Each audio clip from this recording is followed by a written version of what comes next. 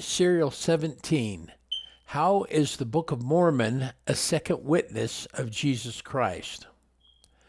We learned in Serial 16 that the first step to restore the Church of Jesus Christ on earth was to call a living prophet named Joseph Smith.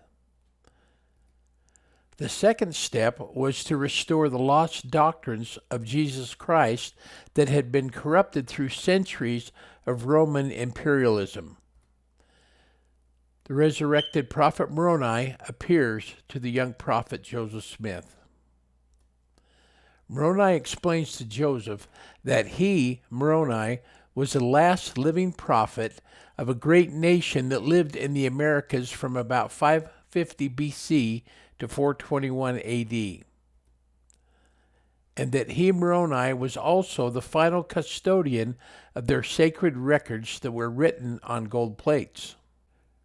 Moroni further stated that these gold plates recorded the visitation and ministry of the resurrected Lord Jesus Christ to these people after Christ finished his mission at Jerusalem. Before Moroni's death, God instructed him to bury the gold plates in a hillside which was only a short distance from the future farm of Joseph Smith Sr.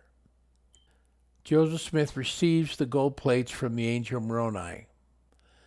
Moroni said Joseph would be given power from God to translate this sacred record which contained the fullness of the gospel of Jesus Christ as it was preached to the ancient inhabitants of the American continent. Joseph Smith and Oliver Cowdery translating the gold plates. The Book of Mormon begins in Jerusalem 600 years before the birth of Jesus Christ. The prophet Lehi warns the people of the impending destruction of Jerusalem, but he is rejected and they seek to take his life. The Lord tells Lehi to flee Jerusalem. His family builds a ship and they sail to the promised land in America. As the people multiply, they build great cities and spread throughout the land. The prophet Abinadi calls upon King Noah to repent. The prophet Samuel prophesies that the resurrected Lord Jesus Christ will visit America. And behold, he said unto them, Behold, I give unto you a sign, for 5 years more cometh, and behold, then cometh the Son of God to redeem all those who shall believe on his name. And behold, there shall a new star arise, such an one as ye have never beheld, and this also shall be a sign unto you. The new star Samuel prophesied did arise, and Jesus Christ did visit his children in the Americas. They cast their eyes up again towards heaven, and behold, they saw a man descending out of heaven.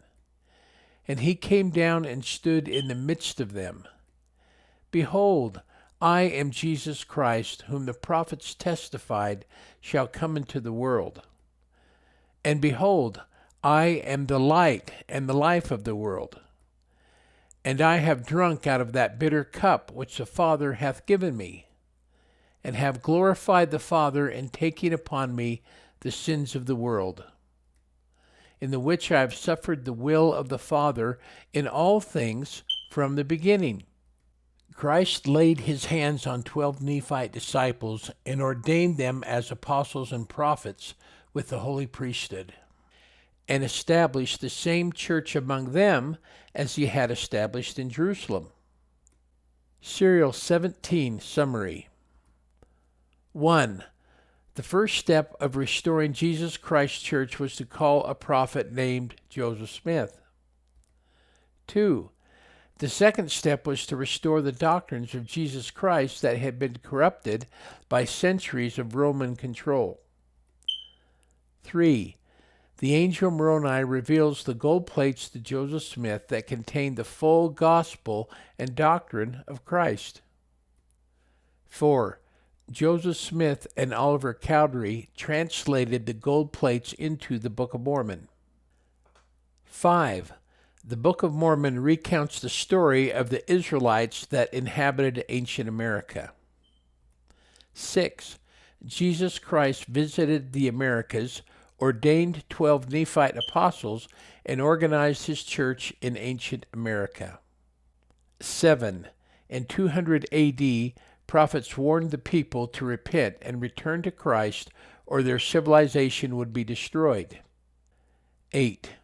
By 421 AD, the inhabitants of America had fallen into total apostasy, and the Nephites were destroyed. 9. The destruction of their great nation left hundreds of deserted cities across the land. To continue, see Serial 18. How does the Book of Mormon fulfill Bible prophecies?